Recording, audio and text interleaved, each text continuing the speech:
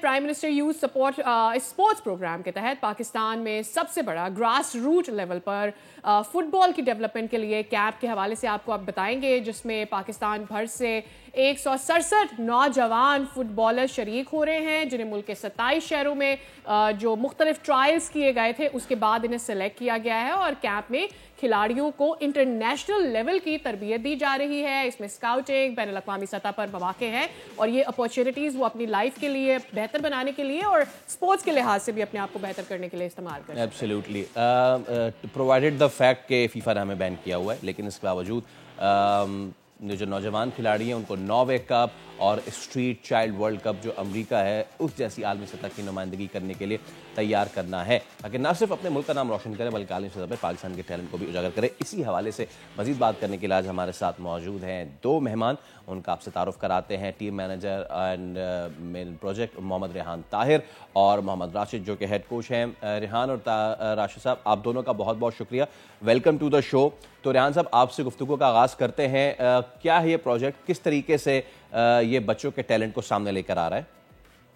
बहुत शुक्रिया बोलगा जी। और मैं पहले भी अर्ज कर चुका हूँ कि बोल ने हमेशा हमारी आवाज़ को न सिर्फ कौमी स्तर पर बल्कि आलमी स्तर पर पहुँचाने में बड़ा अहम किरदार अदा किया है और मैं शुक्र अदा करता हूँ दुनिया बोले प्रोग्राम पर, क्योंकि जब हम 2022 में कतर वर्ल्ड कप में थे तो आपकी वसादत से हमें बहुत सारे ऐसे लोग जुड़े जिन्होंने हमारे इन स्ट्रीट कनेक्टेड बच्चों के साथ ताउन भी किया और इन बच्चों को आलमी स्तर पर पजीराई मिलने में अहम किरदार अदा किया। तो सबसे पहले तो आपका शुक्रिया।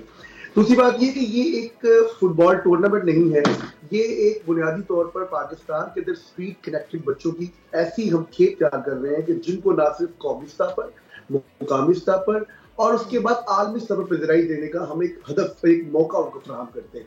अच्छा, इसके अंदर बुनियादी तौर पर हमारी 33 से ज्यादा स्ट्रीट कनेक्टेड अकेडमीज हैं। पाकिस्तान में इस वक्त 2000 से ज्यादा बच्चों ने इस जो सबसे बड़ा हमारा grass root football development program जिसका आगाज हमने किया उसमें उन्होंने शिरकत की और 167 बच्चे इसमें कामयाब होकर उस ग्रास रूट डेवलपमेंट प्रोग्राम का हिस्सा बन चुके हैं। इसमें बुनियादी तौर पर फुटबॉल से प्यार वो बच्चे जो कम आमदन, कम वसाइल वाले बच्चे हैं, हम चाहते हैं कि एक तो उनके उस खेल के म्यार को निखारें और निखारने के साथ हम उनको अगली नस्ल, एक फुटबॉल की अगली नस्ल तैयार करके पाकिस्तान का नाम रोशन करने का उनको एक मौका दे दें। इसमें लियारी, बलूचिस्तान, खैबर पख्तूनख्वा, लंडी कोतल, पूरे पाकिस्तान के तूल और अर्ज से बच्चों को हमने शामिल किया। अच्छा, वहां पर सिर्फ और सिर्फ उनकी सिर्फ फुटबॉल की स्किल नहीं बल्कि उनकी जिंदगी गुजारने के तमाम जो अवामिल हैं वहां पर भी उनको निखारने के लिए हम अपने प्रोग्राम तरतीब दिए बैठे हैं, जिसके ऊपर सोशल साइको सेशंस हो रहे हैं, उनकी ब्रेक, खाना, उनकी तमाम जो जिंदगी की चीजें हैं उसके ऊपर उनको स्किल दी जा रही है ताकि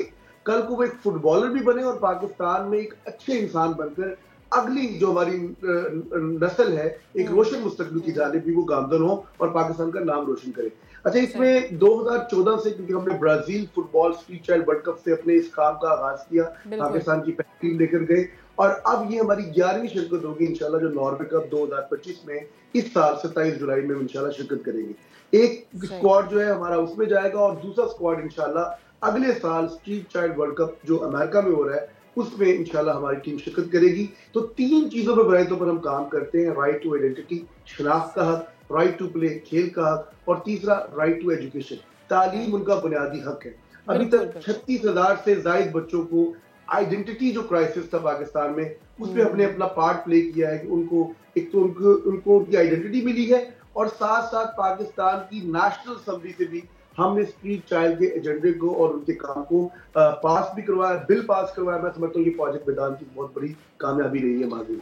ठीक। अच्छा, आम तौर पर जैसे हम बात करें कि वो घराने जो कम आमदन जहाँ पर होती है और वो अपने बच्चों को इस तरह के स्किल्स में नहीं डाल सकते सिखाने के लिए या इस तरह की स्पोर्ट्स में, उनके लिए ये बड़ा अच्छा मौका है, लेकिन उसके साथ एक बच्चों की अपनी जिम्मेदारियों के साथ वो यहाँ पर आते हैं। तो क्या ऐसा भी होता है कि बच्चे पुल आउट कर लेते हैं, वो बच्चे जो ब्रेक लेना चाहते हैं, then they want to come back? किस तरह से ये पूरा आप लोगों का सिस्टम चलता है? अच्छा, इसमें 2 चीजें हैं। देखिए, बुनियादी तौर पर कम आमदनी वसाइल वाले बच्चे कौन से होते हैं? एक वो बच्चे जिनको जबरन या उनके हालात की वजह से मुल्क से घरों से बाहर उनके वालिदैन भेजते हैं और वो काम करने पर मजबूर होते हैं, चाइल्ड लेबर पे मजबूर है, बॉन्डेड लेबर पे मजबूर है।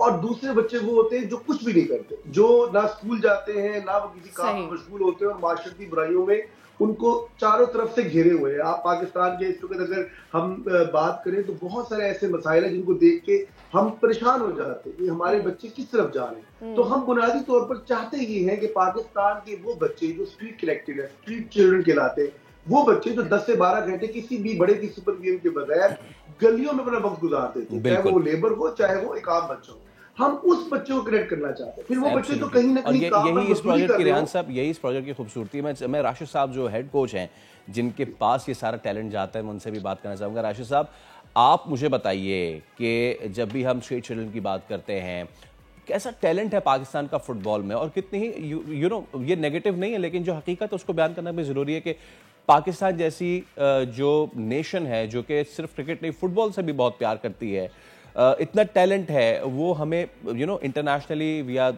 Recently being banned because of all the thing, लेकिन इसके बावजूद टैलेंट हमारा राशिद साहब कैसा है जब हम फुटबॉल की बात करते हैं?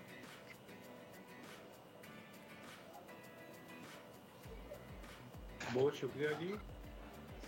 माशाल्लाह पाकिस्तान में बहुत टैलेंट है फुटबॉल का, और ये जो हमने ट्रायल किए इसमें बच्चों ने भरपूर हिस्सा लिया, और जितने भी बच्चे हैं माशाल्लाह अल्लाह पाक ने उनमें कोई ना कोई सलाहियत रखी है। और ये तकरीबन 2100 बच्चे थे जिनमें से हमने 167 बच्चों को चूज़ किया और इस स्कूल में लेके आए। अभी हमारे ट्रायल चल रहे हैं माशाल्लाह, तो बच्चों का और निखार पैदा हो रहा है, और इंशाल्लाह ताला यही बच्चे ट्रेनिंग के बाद पाकिस्तान का, अपने मुल्क का नाम रोशन करेंगे। जी सर। राज साहब, ये बताइएगा कि स्कोप क्या देखते हैं आप? मतलब जब हम बात करते हैं कि पाकिस्तान में ऑब्वियसली फुटबॉल की एक बड़ी फ़ैन फॉलोइंग है और वो दूसरी टीम के फैंस हैं, बट ऑब्वियसली उनकी ये उम्मीद है कि पाकिस्तान की अपनी टीम होनी चाहिए, और जाहिर है ये एक बहुत बड़ा मोमेंट होगा पाकिस्तान के लिए। So when we start from street children, what are we looking at Pakistan में फुटबॉल के लिए?